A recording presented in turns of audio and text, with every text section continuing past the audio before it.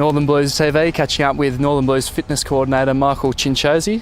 Chinch, we're catching up with you out here at Edwedes Park Athletics track. Can you tell us what we're doing out here? We're doing some 300 metre testing. So we had the boys do 5 300 metre efforts on the 3 minutes. Basically what we look at from that is we see their drop-offs, we see their times, and we compare them to the tests we did earlier in the year, right at the start of pre-season. It's a pretty tough test. Not the most football specific test, but it's a real maximal test, and it gets our athletes working as hard as they can.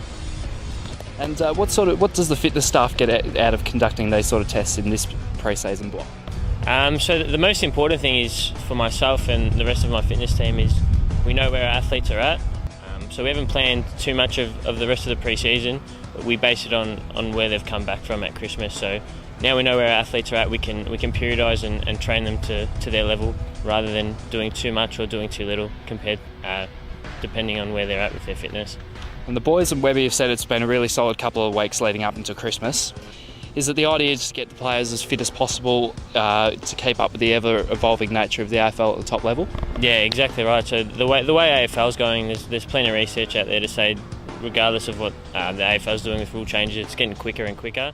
And obviously those AFL athletes are coming down to VFL, and it means these guys need to be fitter, stronger, faster. So yeah, definitely that's one of the big reasons we really had to ramp it up for this year.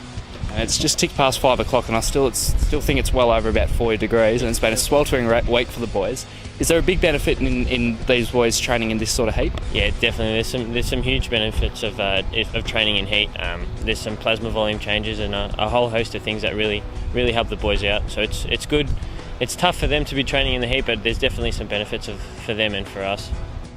And you've got nearly everyone on the park, which is a great sign at this time of year. How do you keep the conditioning up for the rehab group? I work pretty closely with Jay, our physio, and the rest of the fitness staff. We just try and keep them guys that need to be off legs. We've been using the G trainer a little bit at Carlton, which has been handy for those guys who can't put load through their knees. So the G trainer's a treadmill where it takes a load off their body. So we've been using that.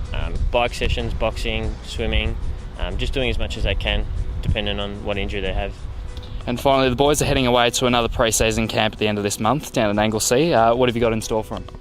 A little bit of a surprise. We'll do another similar beach session, probably a little bit more football specific with their conditioning up there, but yeah, a little bit of a surprise for them.